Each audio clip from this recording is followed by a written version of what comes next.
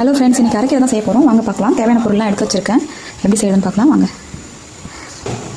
பச்சை மிளகா, தக்காளி, வெங்காயம், பூண்டு இது எல்லாமே போட்டு வேக வைக்க போகிறேன்.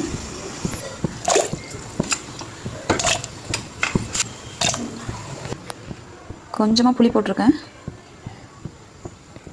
மஞ்சள் கொஞ்சமாக சேர்த்துக்கோங்க. இது எல்லாமே சேர்த்து கொஞ்ச நேரம் இதை கொதிக்கட்டும். கொதிக்கும் போது கீரை போடலாம். இப்போ நல்லா கொதிக்குது. இந்த டைமில் கீரையை போட்டுக்கலாம்.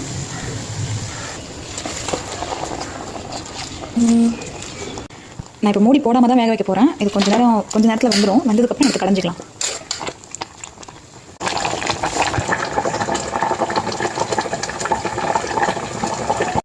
இது நல்லா கடைஞ்சி எடுத்துக்கோங்க. பாதி கடைஞ்சதுக்கப்புறம் உப்பு போட்டு கடைஞ்சிங்கன்னா சீக்கிரமாக கடைய முடியும்.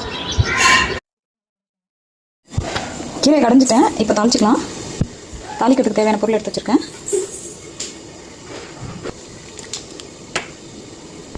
பெருங்காயத்தூள், காஞ்ச மிளகாய், அப்புறம் தட்டி வச்சுருக்க பூண்டு, கொஞ்சமாக வெங்காயம். நல்ல கலர் மாறிடுச்சு பாருங்கள். இப்போ கொஞ்சமாக மல்லித்தூள் எடுத்து வச்சுருக்கேன்.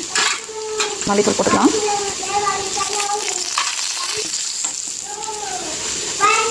இப்போ கீரை எடுத்து ஊற்றிக்கலாம்.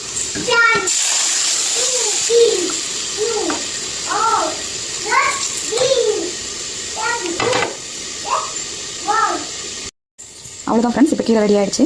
தேங்க்யூ ஃபார் வாட்சிங். Bye bye.